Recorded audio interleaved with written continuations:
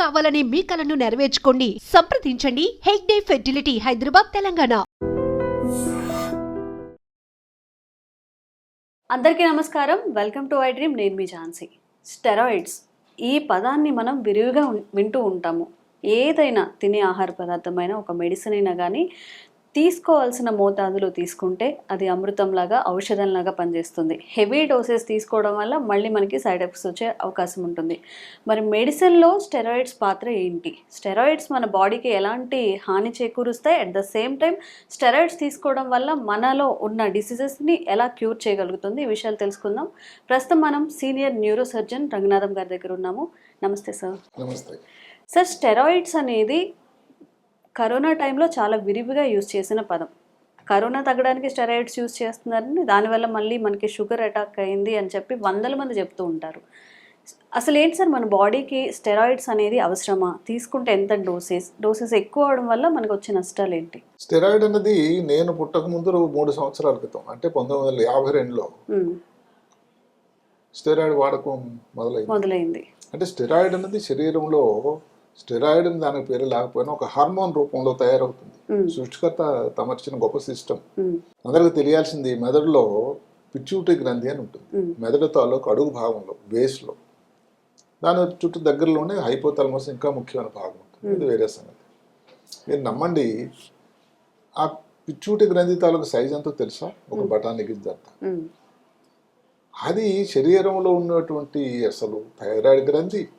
ఎవరికైనా పిల్లలు పుట్టాలన్నా, తర్వాత పిల్లలు పుట్టిన తర్వాత పాలు రావాలన్నా, రిప్రొడక్షన్ ఏదైతే ముందు చెప్పుకున్నామో, మెటాబాలిజం, ఎంత హైట్ ఉండాలి, ఎంత పొట్టు ఉంటారు, ఏమిటి, ఇవన్నీ కూడా నిర్దేశించే హార్మోన్లన్నీ కూడా తయారయ్యేటువంటి ఒక ముఖ్యమైన కేంద్రం. అన్నింటినీ గ్రిప్లో పెట్టుకుంటుంది. అంటే ఏదో సామెత, పొట్టివాడు గట్టివాడు లాగా. అసలు అంత చిన్న గ్రంథిలో ఇన్ని లక్షణాలు ఉన్నాయి, ఇన్ని తాలూకు ఉపయోగాలు ఉన్నాయి. వాటికి వచ్చేటువంటి హార్మోన్ల పేర్లు తీసుకున్నట్టయితే ప్రొలాక్టిన్ అని, ఎవరికైతే ఋతుక్రమం నెలసరిగా లేకపోతే దాని వలన ఇబ్బందులు వచ్చి రొమ్ముల నుంచి పాలు రావడం వేరే విషయం, గెలక్టోరియా అంటారు. ఇలాంటి వచ్చేది ఆ ప్రొలాక్టిన్ తాలూకా ఎక్కువగానే రక్తంలో ఉంటాయి. ఇలాగ ఒక్కొక్క హార్మోన్, థైరాయిడ్ గురించి అందరూ చెప్తూనే ఉంటాం. అలాంటిదే ACTH అని ఒకటి ఉంటుంది, ఎడ్రినో కార్టికోట్రాపిక్ హార్మోన్. అది తర్వాత కార్టిజాల్ అని కన్వర్ట్ అవుతుంది. ఆ తర్వాత ఇలాగే కొన్ని ఇంకా హార్మోన్స్ ఉన్నాయి. మెలనోన్ స్టిమ్యులెంట్ హార్మోన్ అని నిద్ర రావడానికి ఉపయోగపడేది. యాంటీ డైయూరిటిక్ హార్మోన్ అని, యూరిన్ ఎంత వెళ్తుంది దాన్ని కంట్రోల్ చేయడానికి. ఆక్సిటోసిన్ అని, ఏదైతే డెలివరీ అయిన తర్వాత కొంతమంది తల్లికి పాలు రావు, కొంతమందికి వస్తాయి, ఇది కంట్రోల్ చేసే హార్మోన్ ఆక్సిటోసిన్. చూసారా, ఒక్కొక్కటి ఒక నిర్దిష్టమైన పాత్ర. ఇందులో ఇందాక మనం చెప్పుకున్నాం కార్టిజాల్. ఈ కార్టిజాల్ అన్నది వాడకం అన్నది, నార్మల్గా కార్టిజాల్ అనేది మన శరీరంలో ఉంటుంది. ఉదయం 6 నుంచి 8 గంటల ప్రాంతంలో 10 నుంచి 20 మైక్రోగ్రామ్స్ ఉంటుంది. సాయంకాలం అయ్యేసరికి తక్కువ అయిపోతుంది. ఏదన్నా కారణం వల్ల ఈ కార్టిజాల్ కానీ ఎక్కువైంది అనుకోండి, అలాంటి ఇబ్బందే ఈ స్టెరాయిడ్ వాడకం వల్ల ఎక్కువగా వాడేది. ఏదైతే ఈ మధ్యన ఒక సెలబ్రిటీ, ఏషియా ఖండంలో అత్యంత కుబేరుడు, ఆయన కుమారుడు కుషింగ్ వ్యాధితో బాధపడుతున్నాడని ఈ కుషింగ్ వ్యాధి దేనికి వస్తుంది? ఎవరికైతే కార్టిజాల్ అనేది వాడకం ఎక్కువైందో. ఈ కార్టిజాల్ వాడకం అనేది కూడా బయట నుంచి ఇచ్చే హార్మోన్ రూపంలో. అది కాకుండా కొన్ని కారణాల వల్ల కూడా ఈ కార్టిజాల్ అనేది శరీరంలోనే తయారవచ్చు. అది ఏది పిట్యూటరీ గ్రంథిలో ఏదైనా ట్యూమర్ ఉండడం కానీ, లేకపోతే అడ్రినల్ కానీ పొట్టలో ఉంటుంది, కిడ్నీ పైన, మూత్రపిండం పైన, దాని వలన కానీ కూడా రావచ్చు.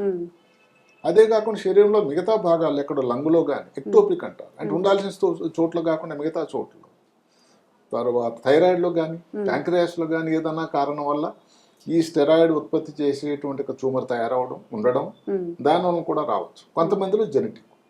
కానీ అన్నిటికంటే ఈ స్టెరాయిడ్ ఎక్కువగా కార్టిజాల్ పెరగడానికి కారణం ఏంటంటే, ఈ వ్యక్తికి మనం చెప్పుకున్న సదరు వ్యక్తికి ఆస్మా ఉంది, లంగ్లో ప్రాబ్లం ఉంది. దానివల్ల కొన్ని సంవత్సరాల నుంచి స్టెరాయిడ్ వాడడం జరుగుతూ ఉంది. దాన్ని బట్టి బరువు పెరగడం జరిగింది. సార్, మరి ఇది ఈ సైడ్ ఎఫెక్ట్స్ వస్తుందని చెప్పి వాళ్ళ ముందు ఎస్టిమేట్ చేయలేదు అంటారా? ఇంత హెవీ వెయిట్ అలానే కాదు. ఇప్పుడు ఏమిటంటే, ఇది స్టెరాయిడ్ అన్నది నిజానికి చెప్పాలంటే, ఇంకొక మాట ఈ మధ్యలో మన దానికి సబ్జెక్ట్కి వెళ్ళే ముందు ఏంటంటే, ఈ మధ్య కాలంలో హైదరాబాద్ నగరంలో జిమ్స్లోన కండలు పెంచడానికి ఈ ట్రైనర్స్ అవన్నీ కూడా రకమైన స్టెరాయిడ్ వాడుతున్నారు. అందరూ గమనించాల్సింది ఏంటంటే ఈ కండలు పెంచడానికి ఇది వాడే స్టెరాయిడ్, లేకపోతే రన్నర్స్ డోపింగ్ టెస్ట్ అని ఉన్నాయి. అవును, డోప్ అందులో ఎంతమంది డిస్క్వాలిఫై చేస్తున్నారు, మోసపూరితంగా వాడుతున్నారు. దానివల్లనే వాళ్ళకి ఈ ఎక్కువ ఇది వచ్చింది, ఎబిలిటీ వచ్చింది, స్ట్రెంగ్త్ వచ్చింది. నిజానికి వాళ్ళకి అంత లేదు, కానీ వాళ్ళు గెలిచిన మెడల్ని కూడా క్యాన్సిల్ చేసిన సన్నివేశాలు కూడా జరిగాయి. అది ఒక మోసం అని, అక్రమంగా తీసుకున్నారు అని. అది ఎనబాలిక్ స్టెరాయిడ్స్ అంటే టెస్టోస్టెరోన్, ఒక మగ హార్మోన్ లాంటిది అనమాట. దానిని సింథటిక్ గా అంటే బయట నుంచి తయారు చేసి ఇచ్చేదానిని ఎనబాలిక్ స్టెరాయిడ్స్ అంటారు. దానికి మనం చెప్తున్న స్టెరాయిడ్స్, దీని పేరు కార్టికోస్టెరాయిడ్స్. ఇది రెండింటికి తేడా గమనించాలి. మనం ఎక్కువగా వాడకంలో ఉండేటువంటి స్టెరాయిడ్ అయితే కార్టికోస్టెరాయిడ్ లేదా గ్లూకోకార్టికోస్టెరాయిడ్స్ అని అంటారు. ఈ గ్లూకోకార్టికోస్టెరాయిడ్స్ గురించి మీరు అన్నారు ఒక మాట, అంటే మరి ఇచ్చినప్పుడు తెలియదా? అది నిజానికి నేను చెప్తాను, అది ఒక బ్రహ్మాస్త్రం అండి స్టెరాయిడ్. అయితే వ్యక్తిగా రెండు వైపులా దారి ఉండేటట్టే ఉండేటువంటి మందు. మంచికి యూజ్ చేయొచ్చు, చెడుకు కూడా యూజ్ చేయొచ్చు. ఇప్పుడు ఎన్ని ఉపయోగాలు అంటే ఎక్కడైనా కానీ ఎలర్జీ వచ్చింది అనుకోండి, తగ్గటం లేదు మామూలు మందులకి స్టెరాయిడ్. అదే కాకుండా ఇప్పుడు మేము న్యూరోసర్జరీలో స్వామిగా మూతి వంకర అవుతుంది, బెల్స్ పాల్స్ అంటాం, స్టెరాయిడ్. బ్రెయిన్లో ఇన్ఫెక్షన్ వచ్చింది, టీవీ మెనింజైటిస్ వచ్చింది, స్టెరాయిడ్. బ్రెయిన్లో ట్యూమర్ వచ్చింది, దానిలో వాపు తగ్గించడానికి, తలనొప్పి, వాంతి వచ్చేటువంటి వాంతులు తగ్గడానికి, ఆకలి పెరగడానికి, వీటన్నిటికీ ఒక దివ్య ఔషధం. మోతాదులో తీసుకుంటే ఎలాంటిది దేని బట్టి ఆధారం ఉంటుందంటే, అలాగే ఎలర్జీ అని ఒకటి మనం చెప్పుకునే ఉన్నాం. ఆర్థరైటిస్ కామన్ గా ఉండేటువంటి రొమటాయిడ్ ఆర్థరైటిస్, ఇలాంటి కీళ్ళ నొప్పులు. అలాగే ఇంకొక ఆటో ఇమ్యూన్ డిజీజ్ ఉంటుంది, లోపస్ అని. ఈ అన్నిటికీ కూడా స్టెరాయిడ్ సంవత్సరాల కొద్ది వాడాల్సి ఉంటుంది. అక్కడ జరగాల్సిందల్లా ఏమిటంటే, స్టెరాయిడ్ వాడిన వాళ్ళందరికీ కాంప్లికేషన్స్ వస్తున్నాయా? లేదు. మరి దేని మీద ఆధారపడి ఉంటుందంటే, ఇచ్చిన డోసు, ఏ రకం మందు, స్టార్ట్ చేసినప్పుడు ఏ వయసు, ఎన్నాళ్ళు వాడారు, అంతకుముందు ఇంకేమైనా ప్రాబ్లమ్స్ ఉన్నాయా. ఉదాహరణకి ఎవరికైనా స్టెరాయిడ్ వాడే ముందే షుగర్ ఉంది, బీపీ ఉంది, ఊబకాయం ఉంది, నేను 1-5 సార్లు ఆలోచిస్తాను. ఎందుకంటే స్టెరాయిడ్ అన్నది ఒక బ్రెయిన్ ట్యూమర్ ఉంది, ఆపరేషన్ చేయాలి, వయసు 65, షుగర్ ఉంది, బీపీ ఉంది. నేను వాళ్ళకి ఎక్స్ప్లెయిన్ చేసి ఇది ప్రాబ్లం ఉంది, ఈ కాంప్లికేషన్ అంటే ఏదో సామెత మాదిరి ముందు వెళ్తే గొయ్యి, వెనక్కి వెళ్తే నొయ్యి. కానీ ఇవ్వాల్సిన అవసరం, ఎందుకంటే ఆపరేషన్ టైంలో ఏదైనా కారణం వల్ల కానీ బీపీ తగ్గిపోయినా, అందుకని పెరి ఆపరేట్ ఉంటాం, ఆపరేషన్ చేస్తున్నప్పుడు స్టెరాయిడ్ ఇవ్వడం, ఇలాంటి ఇబ్బందులు రాకుండా. అలాగే పిచ్యూటరీ గ్రంథి ఉంది, ఇందాక మనం చెప్పుకున్నాం ఆ బఠాన్ని, దానిలో ట్యూమర్ వస్తుంది. అదృష్టవశాత్తు పిచ్యూటరీ ట్యూమర్స్ అన్ని క్యాన్సర్ కావు, చాలా తక్కువ క్యాన్సర్. కానీ దానికి ఆపరేషన్ చేసామనుకోండి, ఒక్కొక్కసారి పిట్యూటరీ గ్రంథి ఎంత గొప్ప గ్రంథి తాలూకు పనితనం కుట్టుబడిపోతుంది. అప్పుడు రీప్లేస్మెంట్ థెరపీ అంటారు. థైరాయిడ్ కోసం మందు ఇవ్వాలి, అది కాకుండా కార్టిజాల్ మనం బయట నుంచి ఇవ్వాలి, అవసరమైతే టెస్టోస్టెరాన్ ఇలాగ ఇవ్వాల్సిన అవసరం ఉంటుంది. అందువల్ల స్టెరాయిడ్ అన్నది ఎంత గొప్పదో దానికంటే ముఖ్యం దాని ఇబ్బందులు, సైడ్ ఎఫెక్ట్స్ కూడా ఉన్నాయి. ముఖ్యమైన సైడ్ ఎఫెక్ట్స్ లో బరువు పెరగడం, చాలా వీక్గా అనిపించడం, లేని షుగర్ రావడం, షుగర్ వచ్చే అవకాశాలు ఎక్కువ. నేను చెప్పినట్టు కోవిడ్ టైంలో మారుమోగింది, అందరూ స్టెరాయిడ్ ని నిందించారు. కానీ అందరూ గమనించాల్సింది ఏంటంటే, ఆ గొప్ప ఔషధం వల్ల ఎన్ని జీవితాలు నిలబడ్డాయి, ఎన్ని కుటుంబాలకు ఉపయోగమైంది. అయితే దానివల్ల కాంప్లికేషన్స్ వచ్చింది, కొంతమంది షుగర్ వచ్చింది, బ్లాక్ ఫంగస్ అని వచ్చింది, కొంతమందికి ఇంకా తుంటి భాగంలో ఏదైతే ఏ వాస్కులర్ నెక్రోసిస్ అని వచ్చింది. ఎందుకంటే కొన్నాళ్ళు వాడిన తర్వాత ఏంటంటే తుంటి భాగంలో నొప్పి రావడం, దానికి టెస్ట్ చేసి దానికి ఆపరేషన్ చేయాల్సిన సన్నివేశాలు అంటారు. ఏ వాస్కులర్ నెక్రోసిస్ ఏదైతే ఫీమర్ బోన్ తాలూకా హెడ్ల దగ్గర వచ్చింది. అయితే మరి ఏ మందైనా అసలు ఏదన్నా చిన్న అందరూ రోజు వాడేది విరివిగా వాడే పారాసిటమాల్ మంది తీసుకోండి, దానివల్ల మరి సైడ్ ఎఫెక్ట్స్ వచ్చిన ఉన్నాయి కదా. కానీ దీనివల్ల వచ్చే ఉపయోగం చూసుకుంటే, నేను న్యూరోసర్జరీ దాకా చెప్పినట్టుగా కానీ న్యూరోసర్జరీలో ఏదో ఇన్ఫెక్షన్ వచ్చింది అనుకోండి, అది లైఫ్ సేవింగ్ మందు అది. అదే కాకుండా టీబీ వల్ల ఏమిటి, బ్రెయిన్ లోపల ఈ సిఎస్ఎఫ్ అన్నది దాని తాలూకా తయారీ అనేది కొంచెం ఎక్కువ అయిపోతుంది. మరి అలాంటి దానికి ఎక్కడైతే ఒక ఇబ్బంది ఉందో దాన్ని తగ్గడానికి ఈ స్టెరాయిడ్ చాలా అవసరం. ఏదన్నా తగు మోతాదులో డాక్టర్ గారి పర్యవేక్షణలో కానీ ఇది ఇచ్చినట్టయితే ఇబ్బందులు తక్కువ, ఇబ్బందులు లేవని కాదు. అదే కాకుండా ఇప్పుడు మనతో పొట్ట దగ్గర ఇక్కడ ఒక గీతల్లాగా రావడం స్టెరాయిడ్ అంటారు. ముందు చెప్పుకున్నాం బీపీ, షుగరు, ఏదో కండరాలన్నీ వీక్ అయిపోవడం, తర్వాత కొంచెం మానసికంగా కూడా ఇబ్బందులు రావడం. ఇప్పుడు ఒక్కోసారి మనం మందులు ఇస్తుంటాము, ఆపరేషన్ చేసి మరుసటి రోజు 1-2 రోజులు చూస్తే కొంచెం ఎక్కువ మాట్లాడతారు, యూఫోరియా అంటారు. అంటే వాళ్ళు ఏదో ప్రపంచంలో ఉంటారు. స్టెరాయిడ్ ఎఫెక్ట్ అది. ఓకే. దాన్ని గుర్తించి వెంటనే దాన్ని ఆపేయడం, లేకపోతే దానికి సరైన మందులు డోస్ తగ్గించడం ఇలాంటివి ఉంటుంది. ఇంకొక మాట ఏమిటి అంటే స్టెరాయిడ్ అన్నది అన్నిటికంటే ప్రపంచంలో కామన్గా వాడే మందు ప్రెడ్నిసోలోన్. ప్రెడ్నిసోలోన్ అని ఒక మందు, టాబ్లెట్ దాని పేరు. అది కాకుండా కొన్ని ఆయింట్మెంట్లు ట్రయాంసినోలోన్ అని, అలాగే డెక్సామెజోన్ అని, మెథైల్ ప్రెడ్నిసోలోన్, ఇవి కామన్. స్టెరాయిడ్తో గొప్పతనం ఏమిటి? ఇంజెక్టబుల్ ఉంది, టాబ్లెట్ ఇచ్చే టాబ్లెట్ ఉంది, కంటికి ఏదైనా ఇబ్బంది వస్తే కంటి చూపు కోసం కంటి డ్రాప్స్ ఉన్నాయి. ఇన్ని రకాల పద్ధతిలో స్టెరాయిడ్ ఇవ్వచ్చు. అందువల్ల స్టెరాయిడ్ అన్నది ఒకటికి నేను చెప్పేది ఏంటంటే చాలా దివ్య ఔషధం. డాక్టర్ గారి పర్యవేక్షణలో ఎందుకు చేయాలంటే స్టెరాయిడ్ మీరు వాడుతున్నారు, కొన్నాళ్ళు వాడారు, ఇప్పుడు మేము బ్రెయిన్ ట్యూమర్ అనుకుందాం, పోనాక దాన్ని మాట్లాడదాం. హెడ్ ఇంజరీస్లో చాలా రేర్గా స్టెరాయిడ్ ఇవ్వాల్సి వస్తుంది, జనరల్గా ఇవ్వం. మెనింజైటిస్ వచ్చింది, స్టెరాయిడ్ ఇచ్చాం. బ్రెయిన్ యాప్సిస్, బ్రెయిన్ లోపల చీము వస్తాయి, దాని తాలూకా ప్రమాదాన్ని అరికట్టడానికి మీరు అడగొచ్చు, ఒక పక్క నుంచి చీము కదా దానివల్ల స్టెరాయిడ్ అయితే ఇన్ఫెక్షన్ రాదా అని. టెంపరీ అదే మరి ఆ తాల్మేల్ ఏదైతే ఉందో త్రాసులో వేసి చూడడం, దానివల్ల ఉపయోగం ఏంటి, ఏ టైంలో ఆపాలన్న దానిదే డాక్టర్ తాలూకా పర్యవేక్షణ జరగాలి. మందులు కొన్నాళ్ళు వాడారు. ఇక్కడ చాలా మంది ఒక అభిప్రాయం ఏంటంటే సడన్ గా ఆపేయచ్చా? లేదు, ఆపేయడం వల్ల మన సైడ్ ఎఫెక్ట్స్ వస్తాయి. అందుకని దానికి తల్లి పాల నుంచి ఎలాగైతే తల్లి ఒకేసారి బిడ్డని పాల నుంచి ఆపేరు కదా, నెమ్మది నెమ్మది నెమ్మది నెమ్మది దానినే వీనింగ్ ఆఫ్ అంటారు. నెమ్మది నెమ్మది నెమ్మది. అలాగే స్టెరాయిడ్ ని కూడా ముందు ఒక డోస్ ఇస్తే తర్వాత తగ్గించడం, తర్వాత తగ్గించడం, తర్వాత ఇలాగ ఒక క్రమమైన పద్ధతిలో కొన్నాళ్ళ బాధిత వచ్చిన బరువు తగ్గిపోతుంది. కొంతమంది అయితే ఇప్పుడు చిన్న మనం బెల్స్ పాలసీగా స్టెరాయిడ్ ఇచ్చిన తర్వాత శరీరం మీద అంతా చిన్న చిన్న కురుపులాగా వచ్చాయండి, నా అన్నం పోయింది, ముఖం అంతా పాడిపోయింది, అందరికీ చెప్తాను ఇప్పుడు. కానీ బెల్స్ పాలసీ తగ్గింది మీకు దానివల్లే కదా, దాని సైడ్ ఎఫెక్ట్ ఉంటుంది, ముందే చెప్తాను ఇవన్నీ. అందుకని అది వచ్చినట్టయితే నెమ్మది నెమ్మది ఒకసారి మందు ఆపిస్తుంది, పర్మనెంట్ కాదు. దీనివల్ల తగ్గిపోతుంది, తగ్గిపోయిన తర్వాత మీరు ఇంక వరి అవ్వాల్సిందే లేదు. అట్లా ఏమిటంటే స్టెరాయిడ్ అన్నది ఇన్ని రకాల మందులు, ఇన్ని విధానాలలో లైఫ్ సేవింగ్ మెడిసిన్. తీసుకోవాల్సిన మోతాదుని మించి తీసుకున్నప్పుడు మాత్రమే దానివల్ల. ఇప్పుడు మనకు పెద్ద వయసు దాకా చెప్పాను అనుకోండి, న్యాచురల్ కాంప్లికేషన్స్ ఎక్కువ ఉంటాయి. అంతేకాకుండా పెద్దవాళ్ళు ఏమైనా పొట్టలో మంటలాగా రావడం, లేకపోతే ఏమైనా హెమరేజ్ రావచ్చు. రేర్గా ఆస్టియోపోరోసిస్ అంటారు స్త్రీలలో. ఎందుకంటే ఈ కార్టికోస్టెరాయిడ్ వల్ల ఏమవుతుందంటే కాల్షియం తాలూకా సాంద్రత, దాని డెన్సిటీ, బోన్ డెన్సిటీ తగ్గిపోతుంది. ఇవన్నీ ఇప్పుడు ఎలాగైతే స్పేస్కి వెళ్ళారో, స్పేస్కి వెళ్లే ముందు వాళ్ళు ఇబ్బందులు ఉంటాయి, కండరాలు సన్నంగా అయిపోతాయి, లేకపోతే దానిలో ఉండేటువంటి బోన్ డెన్సిటీ తగ్గిపోతుంది. అలాగని వెళ్ళడం మానేస్తున్నారా? అదే కాకుండా వచ్చిన 2 ఆస్ట్రోనాట్స్ మళ్ళీ అంటున్నారు మళ్ళీ మేము వెళ్తామని.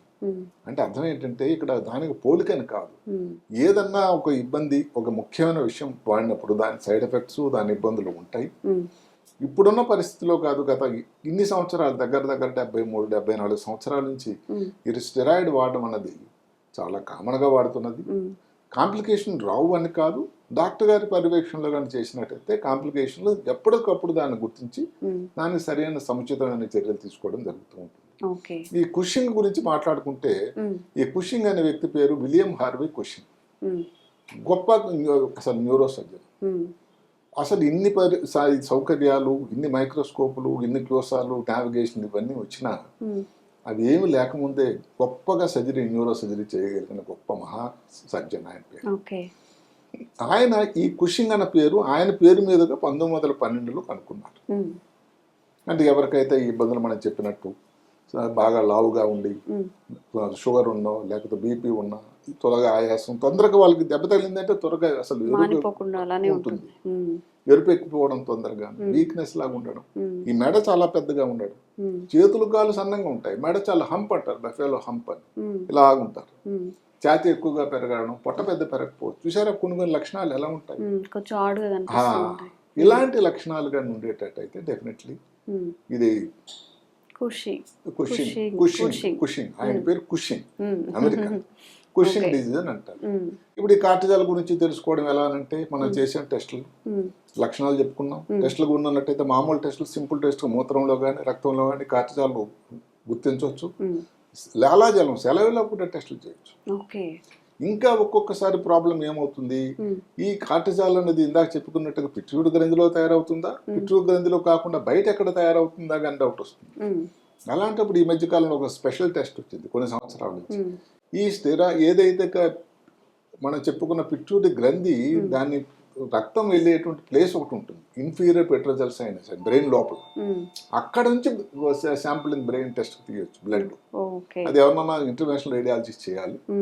అది తీసి కానీ దానిలో కానీ దీనికి దానికి తేడా ఉంది, రక్తంలో ఉన్నటువంటి కార్టిజాల్కి అక్కడ నుంచి శాంపులింగ్ కానీ ఉండేటట్టు అయితే అది 98%.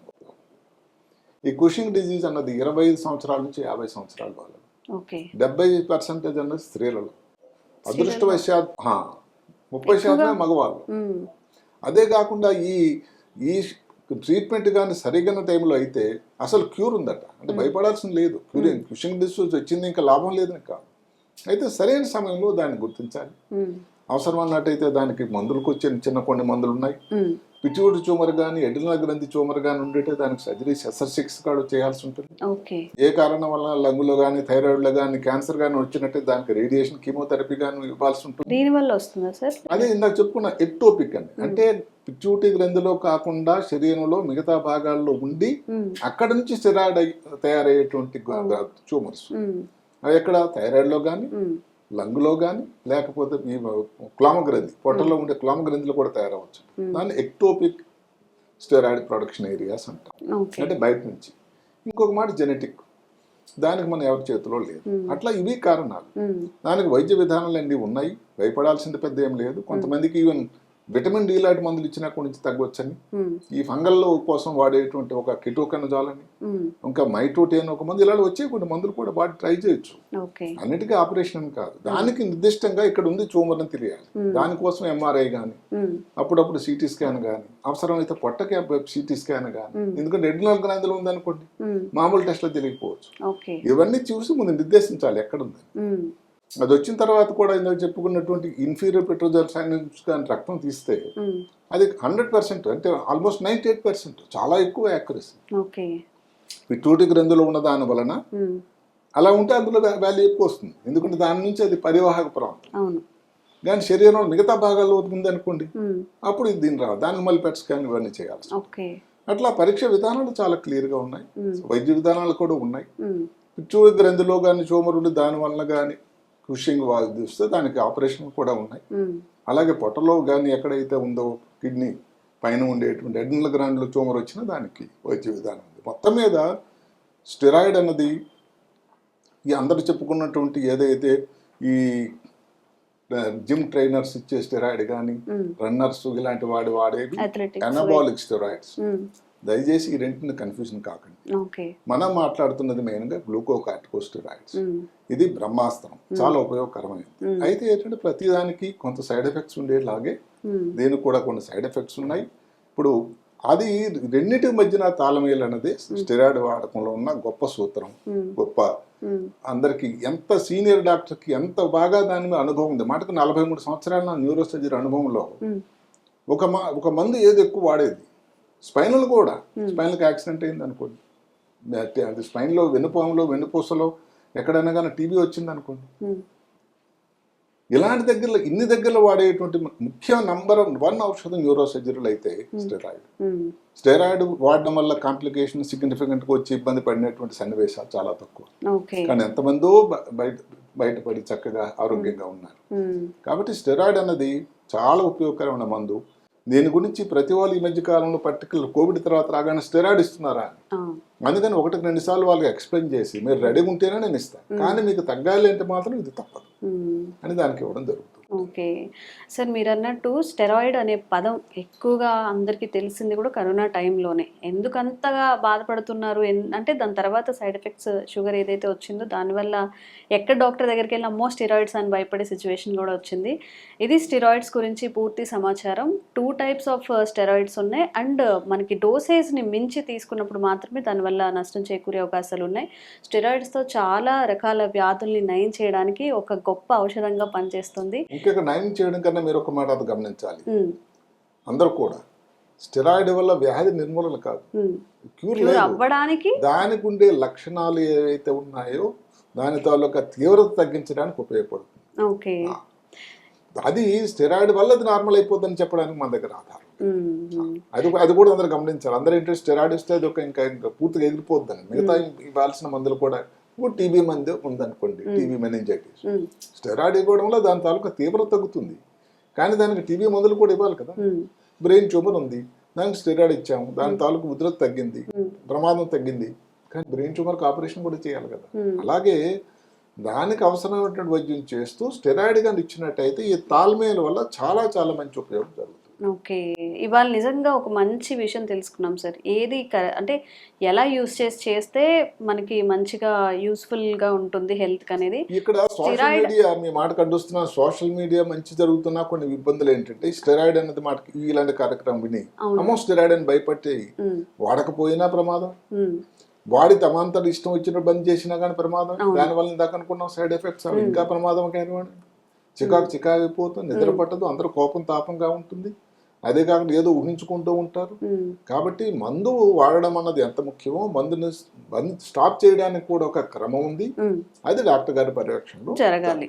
అవును, మనకు ఒక డిసీజ్ వచ్చినప్పుడు అసలు మనం ఏది వాడాలి ఏం వాడకూడదు అని చెప్పి ఒక డాక్టర్ దగ్గరికి వెళ్ళి ఆయన త్రూ వెళ్తే ఎలాంటి సైడ్ ఎఫెక్ట్స్ వచ్చే అవకాశం కొంచెం తక్కువగా ఉంటుంది. ఉన్నా కూడా దానికి సరైనటువంటి చర్య, వాళ్ళకున్న అనుభవంతో చర్యలు తీసుకుంటారు. ఒకవేళ వచ్చినా కానీ మళ్ళీ దానికి వేరే క్రమం ఉంటుంది తగ్గించేదానికి. 4 రోజులు వాడి ఆపేస్తా ఉంటే ఇబ్బంది అవుతుంది. Thank you sir, thank you so much.